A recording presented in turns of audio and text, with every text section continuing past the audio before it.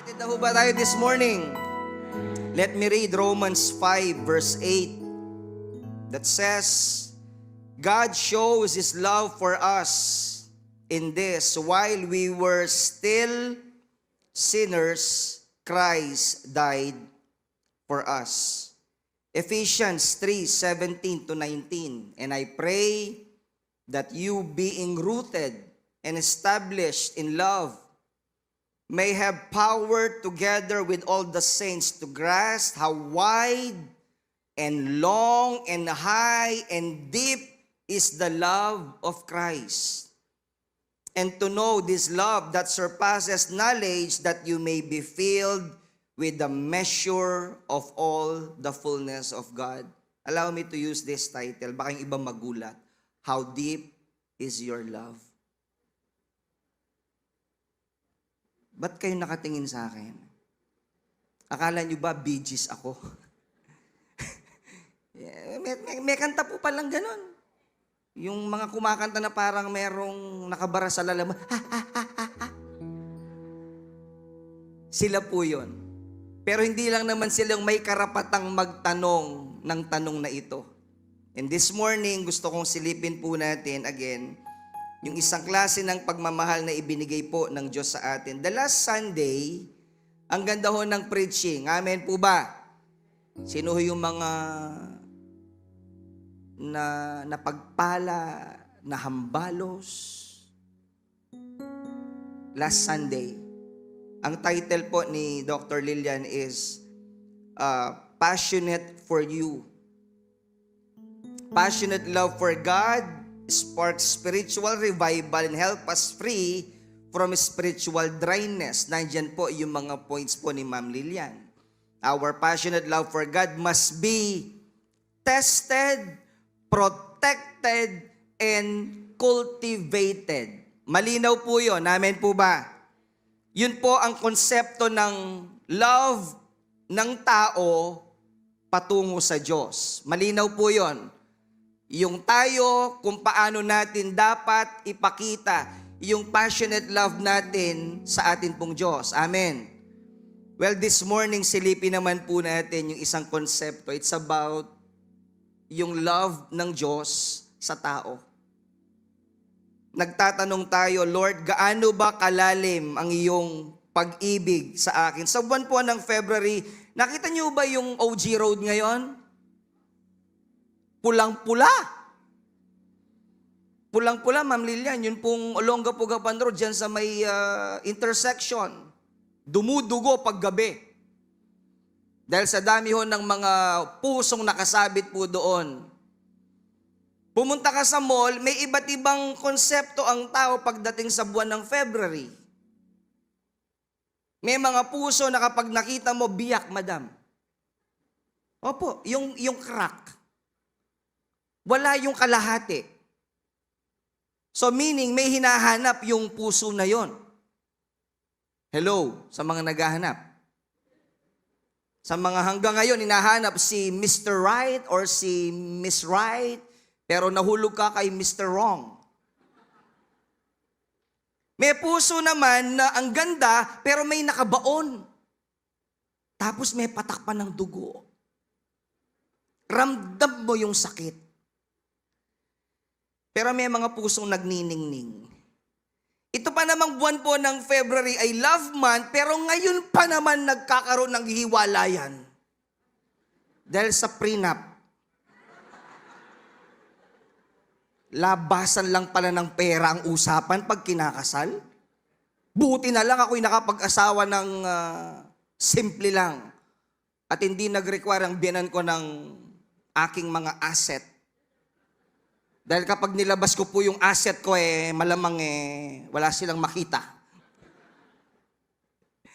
Ito yung buwan na kailangang ine-enjoy daw ng karamihan. But again, allow me, silipin po natin yung isang pagmamahal ng Diyos na hindi pwedeng makita saan mang lugar at hindi pwedeng maranasan ng kahit sino maliban na ito ibigay ng Panginoon sa atin.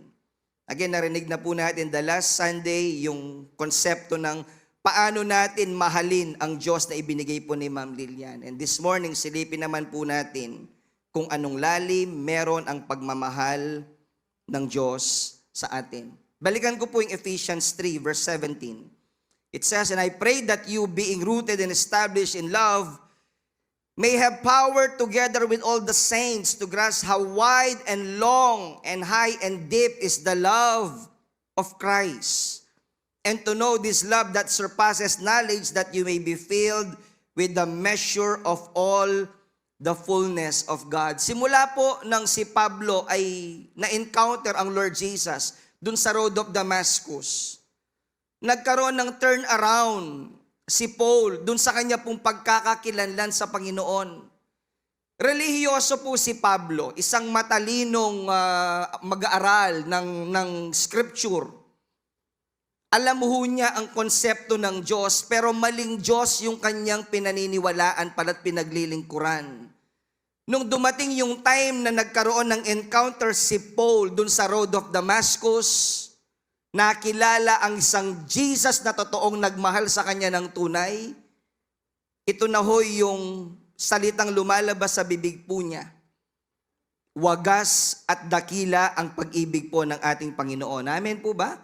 Marami yung mga tao relihiyoso pero mababaw ang unawa patungkol sa pag-ibig ng Diyos. Maraming mga taong malalim ang understanding nila sa Bible, Kristiyano, pero hindi mo makita sa kanila yung bunga ng pagmamahal ni Jesus. May kakilala po ba kayong tao na umaga pa lang nega na? When you say nega, negative. Pagkagising pa lang, wala pang mumugyan, managkasne. Alam niyo po, nakakapanlumo yung ganong mga tao, yung naririnig mo lang parang kinikilabutan. Yung wala nang makita sa buhay, kundi puro kamalasan. Nuko, yung balengay na, makanininga mo, kakagising na pa. Nuko, yung asawa ko, tune na mag-obra. Ganong klase. Ang sarap sumpalan ng ganong. Maraming tao po mali ang unawa sa salitang ang Diyos ay pag-ibig. In John 3 verse 16, alam natin ang puso ng Biblia that for God so loved the world that He gave His one and only Son, that whoever believes in Him shall not perish but have eternal life. And in Romans 5 verse 8, balikan ko po, but God demonstrated His own love for us in this, while we were still sinners, Christ died for us. Mamaya ko po i-expound yung ilang mga verses. In 1 John 4, 15 to 16, if anyone acknowledges that Jesus is the Son of God, God lives in Him and He in God. And so we know and rely on the love of God has for us. God is love. Whoever lives in love lives in God and God in him. Kung maintindihan lang ho natin, mga minamahal kong mga magulang, mga kapatid, yung biblical concept ng pagmamahal ng Diyos sa atin, masasabi ko po, tayo na ang pinakamapalad na nilalang sa balat ng lupa. Tingnan niyo ho yung katabi ho ninyo. Ay, special po yan. Amen po ba? Amen po ba? Pwede bang palakpakan lang muna natin ang ating po Panginoon? May nakapagsabi, the shape of true love isn't a diamond, but it's a cross. Sabi raw ho nila, yung the expression ng pagmamahal sa taong nililigawan mo, pag maghahanap ka ng partner is diamond. Pati po yung issue ngayon, Tita Ellen. Yung pagbibigay ng engagement ring ngayon o yung pag nagpo-propose, pati yun may presyo. Kamahal pala ng pag-aasawa ngayon, madam. Opo. Nabalitaan mo ba yon, Carlo? Engagement ring na lang. Issue pa ngayon. May ibang babae nag-react, ay, hindi pwede yung fake na ang diamond. Di ka pa nga sigurado, diamond ka na. But again, the shape of true love isn't a diamond, it's a cross. Some reflections po. Ano ang pwedeng isukli sa isang taong minahal ka ng wagas? Aber? Anong isusukli mo sa isang taong minahal ka ng wagas? Wagas din. But it's a franc. Mister, Mrs., anong dapat isukli sa isang asawang minahal ka ng wagas? Eh di wagas. Nararamdaman niyo po? Ba't umiiling yung iba? Sabi ng iba, hindi ko maintindihan yung oo ba? Mga misis, kung sakali man pong hindi nyo maramdaman yon, hanapin nyo sa Diyos.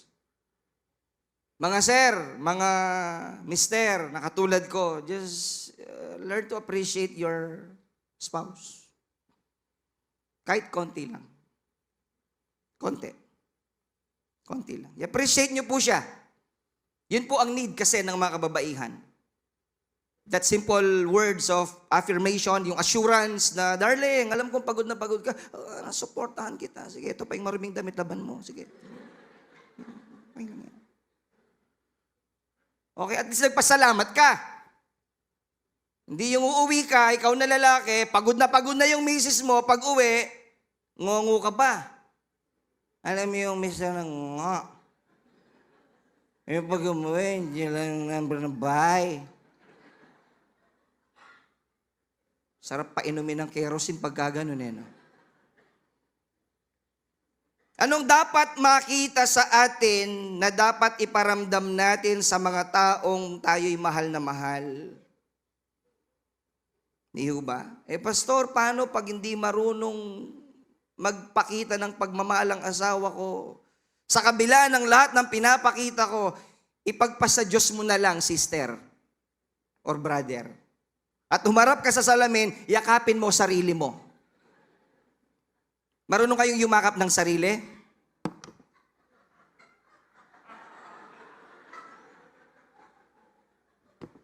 Kaya yabot po kasi makakote ko eh. Alam niyo ba yon? Yakapin ng sarili.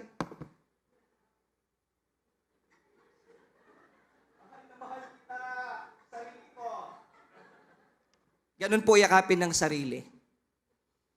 Ipagpasa Diyos mo na lang.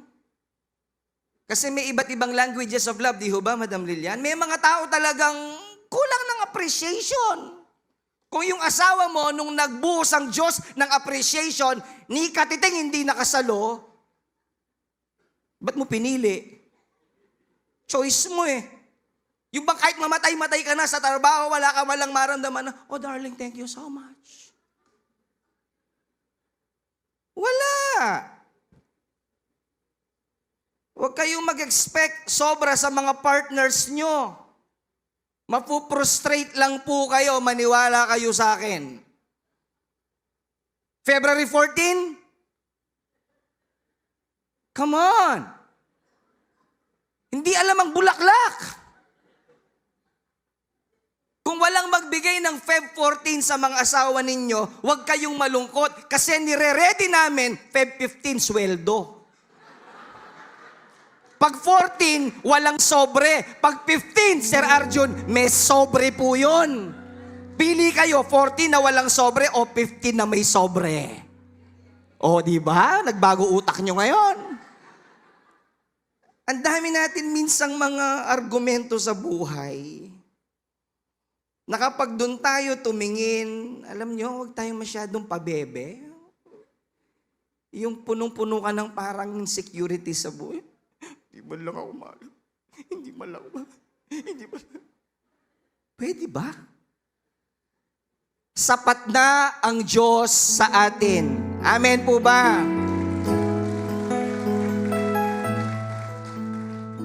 In Romans 9 or 8, verse 30 to 39, for I am sure that neither death nor life, nor angels, nor rulers, nor things present, nor things to come, nor powers, nor height or depth, nor anything else in all creation will be able to separate us from the love of Christ, our Lord Jesus. Meron pong isang bahagi ng karagatan ang pinakamalalim base po sa records ng mga nasa marine. Ito po ang tinatawag nilang Mariana Trench. The deepest part of the ocean is called the Challenger Deep and is located beneath the western Pacific Ocean in the southern end of Mariana Trench, which runs several hundred kilometers southwest of the U.S. territorial island of Guam. Challenger Deep is approximately 10,935 meters or 35,876 feet deep. Pwedeng lumubog daw ang Mount Everest. Pero may naglakas loob na puntahan po ito gamit ang isang super high-tech na submarine. In 1960, Don Walls and Jacques Piccard were the first two humans to reach Challenger Deep, completing that dive as a team. At may mga gumaya din. Siguro sila masaya na abot nila yung pinakamalalim na parte ng karagatan base sa history. Pero gusto ko pong ibalita sa inyo ngayong umaga, tila baga mas mapalad po tayo kesa sa kanila. Dahil tayo, yung sinasabing malalim na klase ng pag-ibig ng Diyos, naramdaman at naranasan po natin. Amen po ba? Amen po ba? Praise God. Tatlo ho na mahalagang bagay lang gusto kong iwan. Pag nagtanong tayo, Lord, gaano ba kalalim ang pag-ibig mo sa akin?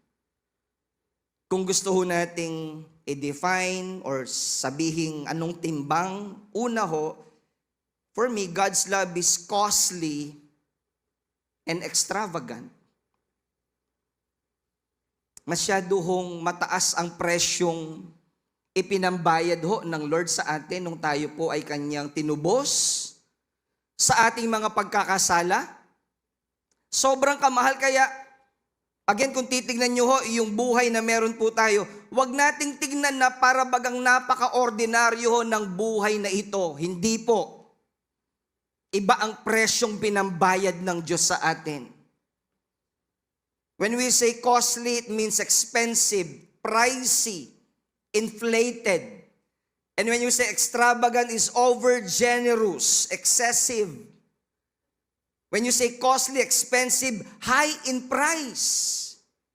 And when you say extravagant, is lacking restraint in spending money or using resources. Sa Kapampangan po, ito ang term, gastarol. Di ba yung meron kang pera, 10,000, pumunta ka lang sa mall, in 30 minutes, ubos. Wow. Napansin niyo ba kung gaano at kung paano magmahal ang Diyos? Hindi siya maramot. Amen po ba? Napansin niyo po ba ang Diyos kapag siya'y nagmahal, pati ang makasalanan kasama sa kanyang mga minahal? Nandun po tayo. At napansin niyo rin po ba ang Diyos na kapag siya po ay nagmahal, hindi siya nagdadalawang isip? Why costly? Why extravagant? Ano po ba ang ginawa ng Diyos para tayo maligtas? In 1 John 3 verse 1, how great is the love the Father has lavished on us, that we should be called children of God, and that is what we are. Amen po ba? We are His children. Tayo ay itinuring ng Diyos bilang kanyang mga legitimate na mga anak. Palakpakan naman po natin ang ating pong Panginoon. Mga magulang, tatanungin ko kayo kung gaano nyo kamahal ang inyong mga anak. Sasabihin nyo po sa akin, Pastor, mahal na mahal namin sila. Ito po isang mahalagang paalala po sa atin kung paano nagpapakita ang Diyos ng kanyang pagmamahal po sa atin. In 1 John 4:9, this is how God showed His love among us. He sent His one and only Son into the world that we might live through Him. Alam nyo, nagre-reflect ako, nagme-meditate lang, parang nung nasa kaharian ng langit ang Lord Jesus, at nakita ng God the Father yung pangangailangan ng sangkatauhan ng Savior, wala bang pwedeng ipadala na lang sa mga man of God na kinikilala ho natin? Bakit ito hong kanyang one and only Son, siya pa ang ni-require ho para bumaba at magkatawang tao para tubusin? Given na ho yung wala siyang pagkakasala. Pero maraming mga man of God ang mababait. Iniisip ko, Madam, ba't di na lang si Moses? Di ba ano ang kategorya ni Moses? He's the meekest man. Kaya lang, delikado, Madam. Namumukpok eh. Di ba? Namumukpok si Moses. Pag nanggigil pa rin, namumukpok. Sabi ng Lord, kausapin ng bato, mukpok na eh. Di rin pwede.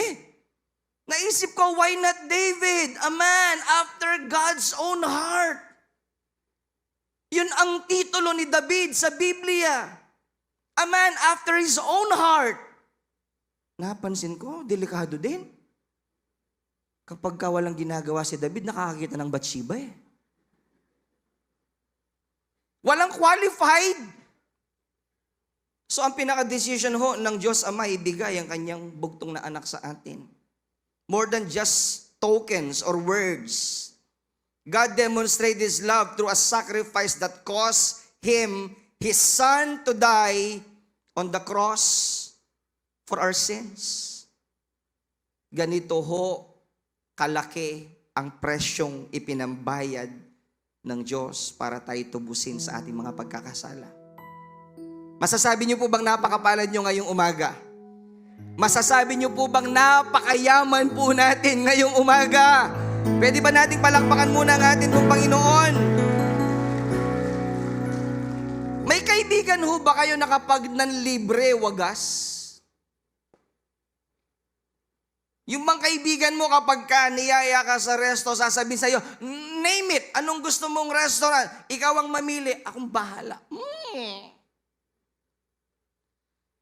Yung kapag dinala ka sa mall, sasabihin niya, parang yung damit mo, bago. Hindi, ikaw nga naka-t-shirt lang na. Huwag mo ko intindihin, ikaw ang bibilhan ko. Punta tayo dun sa may Lacoste, yan, yung merong crocodile. Gusto mo yan, 3.5 t-shirt. Hindi, mahal. Hindi, akong bahala. Naka-white ka nga lang. Babayaan mo yung white t-shirt ko. Basta ako, gusto ko ikaw, yung t-shirt mo, branded. May ganong kaibigan po kayo. Na kung manlibre, di baling siya na ang mawalan, mabigyan ka lang, okay na. May ganon po ba kayong kaibigan? Ako rin naghahanap eh. Ibang klase, ano? 1 Corinthians 6, 19 to 20. Do you not know that your body is the temple of the Holy Spirit who is in you, whom you have received from God, and you are not your own? Anong nakalagay po dyan? You were bought at a price. So honor God with your body. In John 15:13, greater love has no one than this, that He laid down His life for His friends. Sa ilang mga meditations po, pagbabasa, dinala ko ng Lord sa Isaiah 53. Tagalog ho, binasa ko isa-isa yung mga verses. Nakita ko doon kung paano in-express ng Diyos ang kanyang pag-ibig sa atin through a prophecy. Hindi pa ho nangyayari yung nakasulat sa Isaiah 53, pero kapag nag-fast forward ka, yung ginawa ni Jesus sa cross, ay ito po ang perpektong larawan. Let me read. Hinamak siya ng mga tao at itinakwil. Nagdanas siya ng hapdi at hirap, wala man lang pumansin sa kanya. Binaliwala natin siya na parang walang kabuluhan. Tunay ngang inalis niya ang ating mga kahinaan. Pinagaling niya ang ating mga karamdaman. Subalit inakala nating ito'y parusa ng Diyos sa kanya. Ngunit dahil sa ating mga kasalanan, kaya siya'y nasugatan, siya ay binugbog dahil sa ating kasamaan. Tayo ay gumaling dahil sa pahirap na dinanas niya at sa mga hampas na kanyang tinanggap. Verse 6, tayong lahat ay tulad ng mga tupang naliligaw, nagkanya-kanya tayo ng lakad. Ngunit ipinataw ni Yahweh sa kanya ang kaparusahang tayo ang dapat tumanggap. Siya ay binugbog at pinahirapan, ngunit hindi kumibo kahit isang salita. Tulad ng tupang nakatakdang patayin, parang kordero hindi tumututol kahit nagupitan. At hindi umiimik kahit nakauntiman. Nang siya'y hulihin at hatulan upang mamatay, wala man lamang nagtanggol sa kanyang kalagayan. Siya ay pinatay dahil sa sala ng sangkatauhan. Siya'y nilibing na kasama ng masasama at mayayaman kahit na siya'y isang walang kasalanan o nagsabi man ng kasinungalingan. Look at the picture of Isaiah 53. Ito'y patungkol sa kung paano ang mangyayaring pagliligtas ng bugtong na anak ng Diyos, si Jesus. It's a prophecy from the book of Isaiah na inilalarawan na pagdating ng araw ito ang magiging senaryo sa inyong manliligtas. Nangyari po yun. Ang Lord na walang kasalanan ay siyang nagkaroon ng sala ng dahil sa atin. Deserve ng Lord ang palakpak po natin. Amen po ba? Nasabi ko the last Sunday, ang araw na nakilala natin ng Panginoon ay ang pinakamaganda, pinakamasaya, at pinakamahalagang araw sa buhay po natin. Amen po ba? Nag-a-agree ho ba kayo doon? Na yung araw na nakilala natin ng Panginoon, ang pinakamaganda, pinakamasaya, at pinakamahalagang araw sa buhay mo. Hindi yung birthday mo lang. Pag birthday mo, praise God, masaya ka. Pero after your birthday, masakit ang katawan. Pati bulsa. Ikalawa ho, when we say, Lord, how deep is your love? Number 2, because God's love is unconditional. Napakasimple ho ng mga paalala ho ng Lord this morning. Pero nararamdaman ko sa puso ko yung sobrang pagyakap ng Panginoon. Unconditional, meaning with no limits in any way. Without restriction by conditions or qualifications. Everybody say unconditional love. One more time, unconditional love. Ito yung klase ng pag-ibig na binigay ng Diyos po sa atin. And my question this morning, anong klaseng pag-ibig meron sa puso mo? Conditional or unconditional? Ang sagot ng karamihan, Pastor, ako'y tao lang na nasasaktan at natututo rin. Kanta yata ito eh. Ako'y tao lang na nag-aala at natututo. Bakit kanta yan eh? May magaganong minsang pagkakataon sa buhay natin na kapag nasusubok tayo, kung paano ipakita ang pagmamahal sa kapwa. Ang litanya natin, Pastor, tao lang ako, hindi ako Diyos. Naintindihan po ba niyo yung sinasabi po ninyo? Tao ka lang, hindi ka Diyos, kaya hindi mo kayang gawin yung ginawa ng Diyos, na ang pag-ibig mo dapat is unconditional din. I-meditate nyo pong mabuti yung salita pong yun. Tao lang ako. Yun nga eh. Tao ka lang, Diyos siya, pero siya nagawa niyang magmahal ng wagas.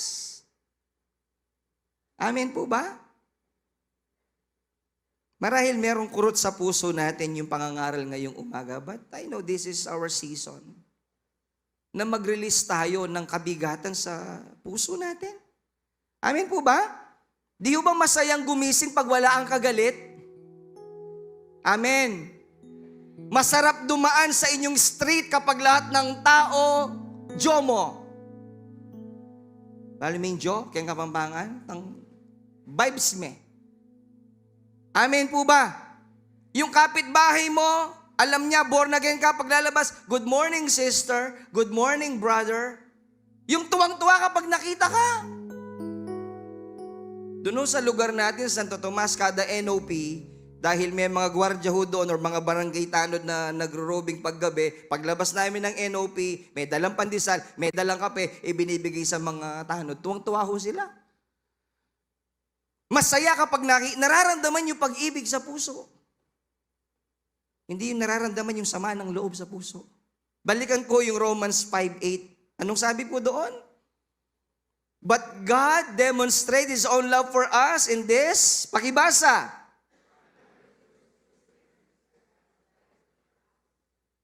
Anong larawan ito? Unconditional. Bakit po? Hindi na hinintay ng Diyos na magbago pa po tayo.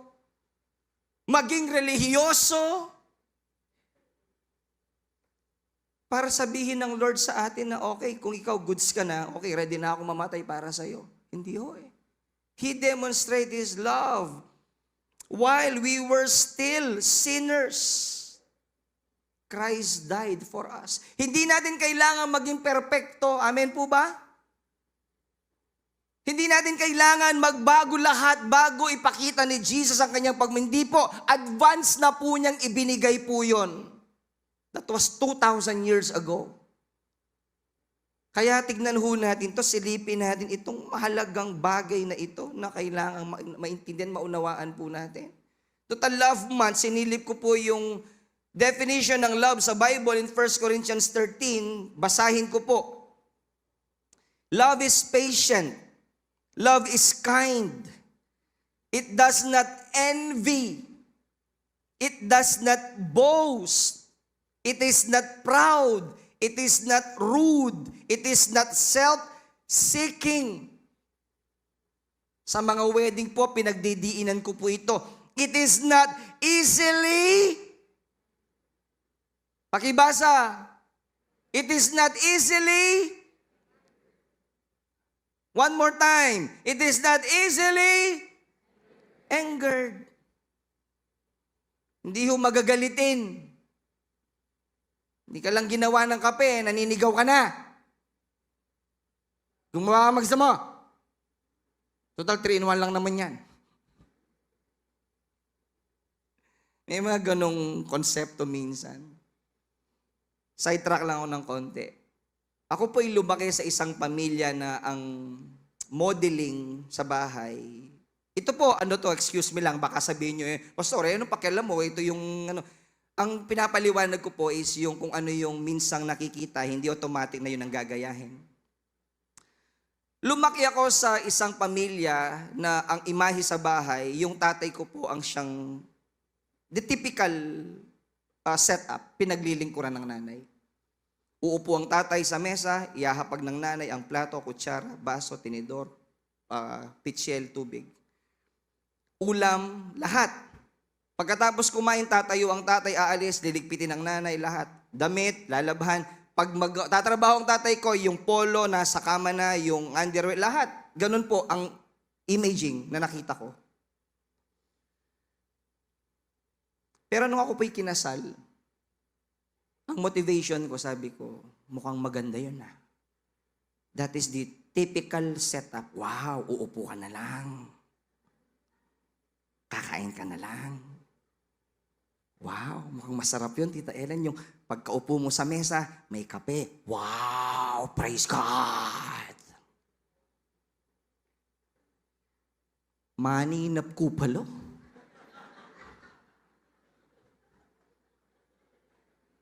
"20 years ago, maninap kupalo." Binago ko ho yun because it's my commitment. It is one of the expression ng pagmamahal ko sa wife ko. Buhay po siya, tanungin nyo. Nasa office po, pagka Monday to Saturday, tanungin nyo po kung paano maglingkod ang isang Albert Musni.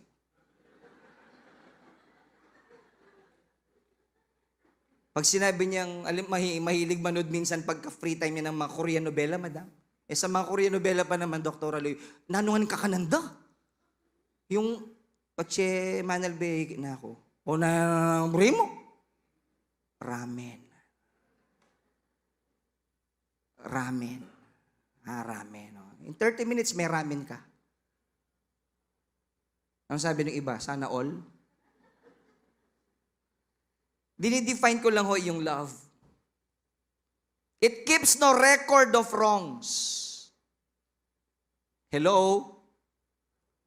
Hello, mga couple? It keeps no record of wrongs. Humingi na nga ng tawad eh. Lumuhod na nga sa harap mo eh. Nagsisi na nga. Niregaluhan ka na nga ng LV. Ng MK. Dinala ka na nga sa Disneyland. Biglang nung nauntog ka, naalala mo na naman yung ginawa. Ka talaga mo. Kakita ito.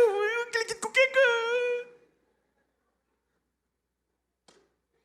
Love, it keeps no record of wrongs. Love does not delight in evil but rejoices with the truth. It always protects, always trusts, always hopes, always perseveres. Love never fails. Kung maalala niyo po yung lalaking nakapako sa krus. Sabi ko nga, pag dumating yung time na meron ng grand reunion sa heaven, bukod kay Zacchaeus, yung buri kong hakit po ito. Si Zacchaeus po, buri kay hakit nung talagang tutuya pong makalaman ko kayo. Ha? At least, kahit man lang doon medyo makapanlamang ako, Sister Ellen. O, ha? 5'4" yun. Bukod kay Zacchaeus, yung isang taong ito ang gusto kong makita ho doon sa kalangitan. Dahil ang Diyos mismo, ang Lord mismo, ang siyang nagbigay ng assurance. Sa isang taong makasalanan, kriminal, pusakal, name it, na namatay sa krus. But then, last minute ng buhay po niya, he recognized his Savior. Sabi niya, Panginoon, kapag nandun na po kayo sa inyong paraiso, wag niyo po akong kakalimutan, alalahanin niyo po ako. And the Lord said from His mouth, ngayon din, isasama kita sa aking paraiso. It's about the unconditional love of God. Hindi sinabi ng Lord, pagbaba mo dyan, mag-ER ka. Ha? Pagbaba mo dyan, mag-water baptize ka muna. Ha? Hindi na ho pwede kasi nakapako na eh. So yun po yung klase ng pag-ibig na ang Diyos lang ho siyang pwedeng magbigay. Unconditional kind of love. Ephesians 2:4-5. But because of His great love for us, who is rich in mercy, made us alive with Christ even when we were dead in transgression. It is by grace you have been saved. Merong mga bagay ho na kailangan nating makita at maramdaman ngayong umaga. Yung dakilang pag-ibig ng Panginoon. Meron po akong isang article na nabasa. May isang tatay ho na sobrang mahal na mahal ang anak. Doon po sa lugar nila sa Spain, yung pangalang Paco, very common pala. Parang dito po sa atin, Junior. Ang dami dito ang pangalan June. Parang ganun po siya. Doon Paco, yung pinaka-common name. So yung anak ko niya, binata, pero may pagkaswail. Nag-away sila ng tatay, Pinagsabihan ng tatay, lumayas ang bata. Nang ilang araw, ng ilang linggo, hindi ho mahagilap ng tatay. Nagpa-blatter na ang tatay, umiiyak ang magulang. Humingi ng tulong ang tatay, may nakapag-advise sa tatay, ipalathala mo na, brother, sa mga newsprint para mabilis makita ang anak mo. Naniwala ho yung tatay at ho yung sulat na pinalagay dun sa newsprint. Sabi ho niya, Dear Paco, please meet me in front of the newspaper office at noon. All is forgiven. The following day, pumunta ang tatay dun sa harap ng post office. Nagulat po siya. There are 800 Pacos or junior ang nandoon seeking for a forgiveness ng tatay. Ang dami palang mga ganong klase po ng mga individual, sugatan ng puso, naghahanap ng assurance. But God is so merciful. Salamat sa Diyos, kinatagpo niya po tayo. Ipinaranas ng Diyos ang kanyang pagmamahal sa atin ng gayon na lamang. Amen po ba? Pwede bang palakpakan naman po natin ang Panginoon? Mabilis lang ho, God's love for us does not depend on our faithfulness. It is unconditional. Maging tapat ka o hindi, ang Diyos, tapat pa rin sa iyo. He loved us while we were still sinners. Though we are demanding and do not remain faithful, God is still our faithful and loving Father. Maging faithful ka sa lahat ng bagay o hindi, ang Diyos hindi nagbabago ho eh. Nature ng Diyos ang ganong klaseng pagmamahal. His love is unconditional. Number 3 ho at panghuli, before ho tayo manalangin. God's love is limitless. Yun po bang walang hanggan? Yun po bang pag-ibig ng Diyos magbago man ang henerasyon, lumipas man ang maraming taon, hindi ho magbabago ang pag-ibig ng Diyos. It says in Romans 8:35, who shall separate us from the love of Christ? Shall trouble or hardship? Ano makapagpapahiwalay sa atin sa pag-ibig ng Diyos? Hindi ang kagutuman. Hindi ang kawalan ng bagong damit. Hindi ang kawalan ng pwedeng makain araw-araw. In verse 37, no, in all these things we are more than conquerors through Him who loved us. Jeremiah 31 verse 3. Last verse before ho tayo manalangin. The Lord appeared to us in the past saying, I have loved you with an everlasting love, and I have drawn you with loving kindness. Nothing is off limits for God when it comes to His love. And He is willing to do whatever it takes for the sake of love. The last, God's love is everlasting, and His love is without limits. This month of Feb, ang mundo busy. Sabi, love month, etc. Pero wag na ho tayong lumayo. Wag nating gawing komplikado yung mga bagay na alam nating may gumawa na at ginawang simple. Buksan lang natin ang ating puso ngayong umaga sa Panginoon at alam ko po, kaya niyang gamutin yung bawat malalim na sugat meron sa ating mga puso. Amen po ba? Pwedeng tumayo lang ho tayong lahat sa presensya po ng Panginoon.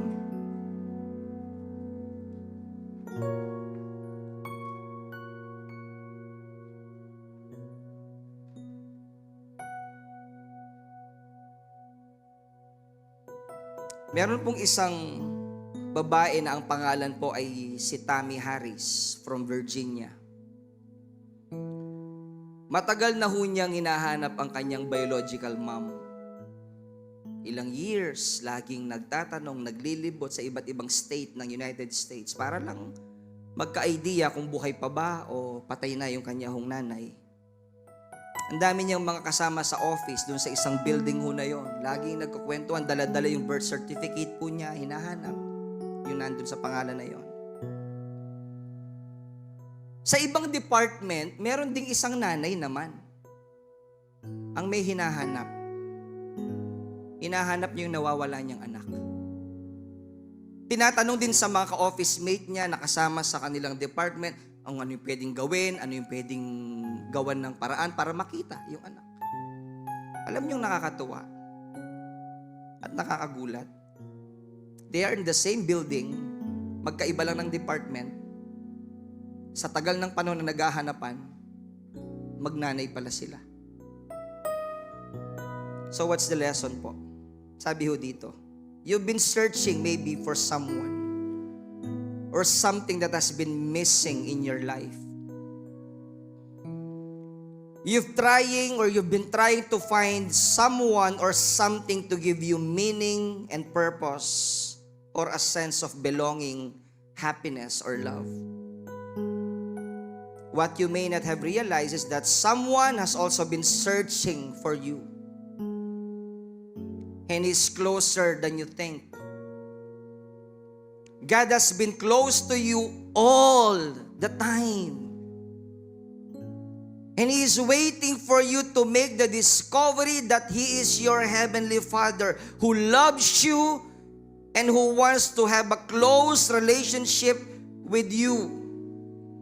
All you have to do is fall into His arms, and when you do, it will be the best day of your life. Wala na ho tayong ibang ihilingin sa Diyos ngayong umaga, kundi ang madama ang wagas na pag-ibig po ng atin pong Panginoon. Amen po ba? Pwede ba nating itaas lang ng mataas ang ating mga kamay? Patuloy ho nating sambahin ang Panginoon. Let us just allow the presence of God to saturate this place. Maging yung mga nasa overflow room.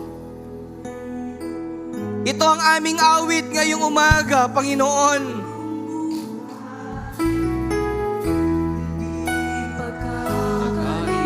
Lahat sa iyo'y ibibigay. Ngayon pa man sa'kin, nag-iisang taglay. Ilalaan bawat saglit upang ibigin ka. Sing the verse 1. Just sing the verse 1. Oh Jesus, kung mayroon lamang akong 1,000 buhay, hallelujah, lahat sa'yo ibibigay. Gayon pa man sa'kin, nag-iisang taglay. Ilaan bawat saglit. Nakataas ang ating mga kamay. Come on, church, and sing from your heart. Oh, hallelujah. Sa pag-aaral, puso ko ay sa'yo. Sa habang panahon,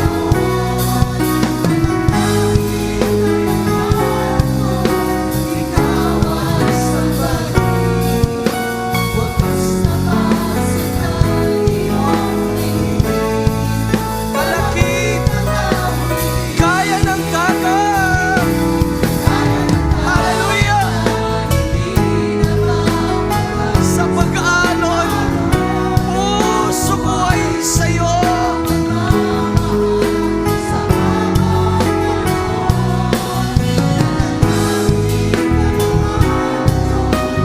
Ikaw ay sambahin.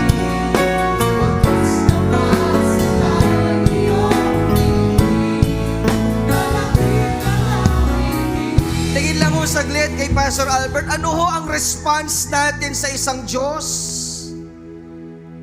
na grabe ho kung magmahal?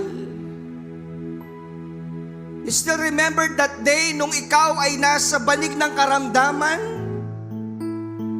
Na nakikipag-pray ka at naranasan mo yung healing ng Diyos, wala ka nang pwedeng puntahan, kundi ibigay ang wagas na pag-ibig din yan sa Diyos. Mag-asawa na muntik nang magkahiwalay, pero nag-intervene ng Diyos. Heto ka ngayon, matibay ang inyong relasyon. Bagsak ang negosyo mo, pero ang Diyos, sobra kang pinagpala. Ngayon nakikita mo yung harvest na ibinigay ng Diyos sa'yo. Hindi ba karapat dapat mahalin ang ganitong Diyos? Hindi ba dapat purihin at sambahin ang ganitong Diyos? Itaas natin ang ating mga kamay. Sing the verse 1 of that song prayerfully. Hallelujah, Jesus. Kung mayroon lamang, Panginoon, ako, Mayroon lamang ako sa libong buhay, hindi pagkakait lahat sa'yo ibibigay. ibigay. Gayon pa man sa'kin, nag-iisang tagay, ilalaan bawat saglit upang ibigin ka nang walang humpay. Mabigat ho sa akin yung lyrics ng song na ito. Sabi ho dito, tingnan nyo ho yung, kung mayroon lamang akong 1,000 buhay, hindi pagkakait, lahat sa'yo ibibigay. Gayon pa man sa akin, Lord, nag-iisang taglay, ilalaan bawat saglit upang ibigin ka nang walang humpay. Gawin nating panalangin ng awiting ito ngayong umaga habang nakataas ang ating mga kamay sa Diyos. Hallelujah. Sa libong buhay, Ito ang laman ng aming mga puso ngayong umaga. Ito ang response namin sa iyo, Panginoon. gayon pa man sa'kin, Hallelujah. taglay, ilalaan Nakataas ang ating mga kamay. Hallelujah. nang walang humpay. Just sing from your heart. Hindi na makakamit sa pag-alon, Puso ko ay sa'yo nagmamahal. sa habang panahon, natatanging kailangan ko. Ikaw ay sambahin.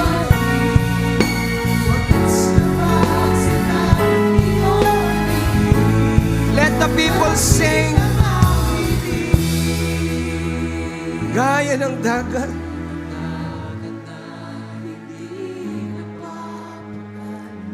Just allow the Spirit.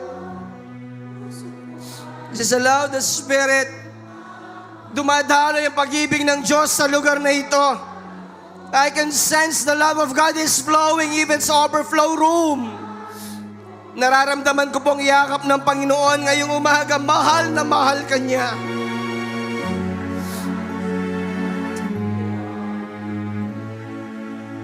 Minsan pa po nating awitin gaya ng dagat, Panginoon.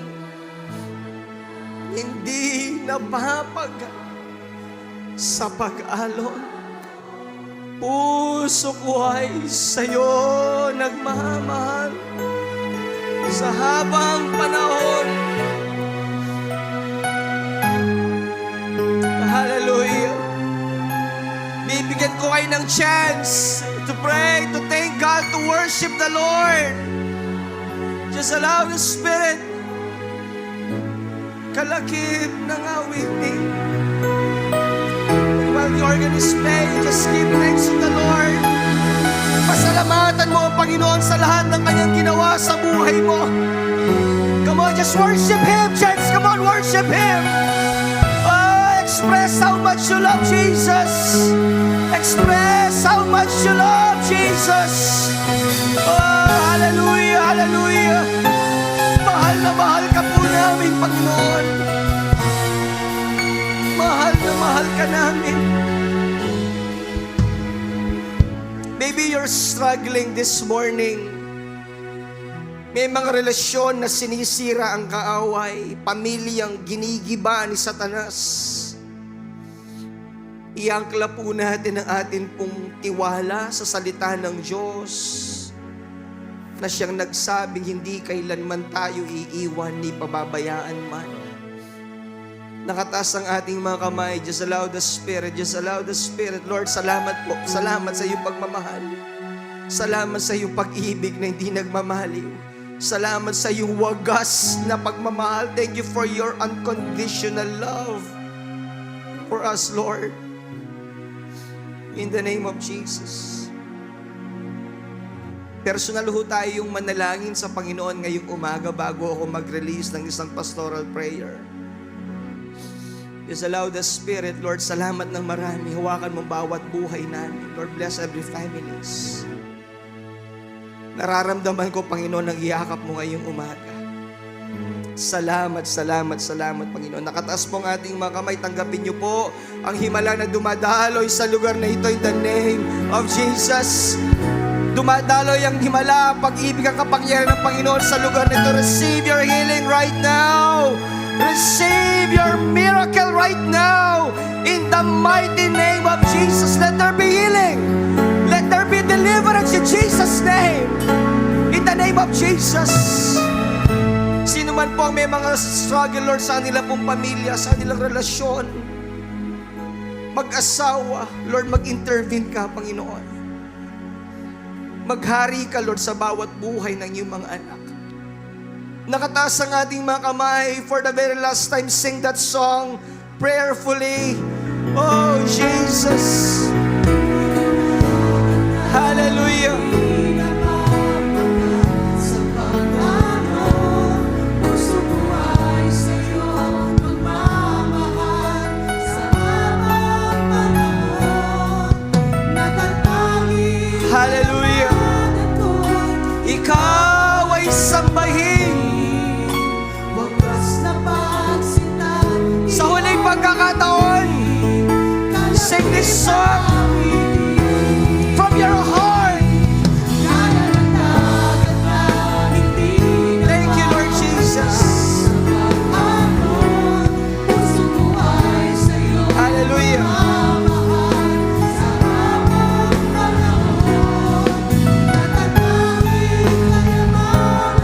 Ikaw ay sambahin.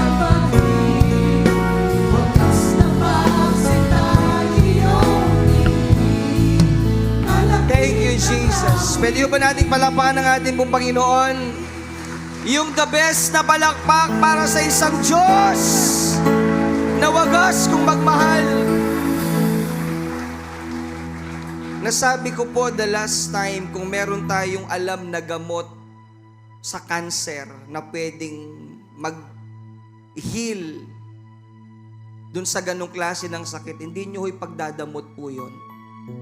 Ipapamalita po siguro natin. Well, this morning, naramdaman ho natin yung kung ano ang klase ng pagmamahal meron si Jesus sa atin. Hindi ho ba karapat dapat ipamalita ang balitang ito? Amen po ba? Let's see one more clap offering for the Lord. Patuloy ho tayo sa diwa ng pananalangin. Panginoon, salamat ng marami for your grace, Lord, for your mercy, for your love. Naramdaman namin, Lord, ang kakaibang klase ng yakap mo ngayong umaga. Tinanggal mo ang bawat kabigatan sa bawat puso namin. Thank you for that love, Lord. And God, we pray sa lahat ng mga nakapagsulat na kanilang mga prayer request, Lord, sa prayer request box. Continue, God, to bless them.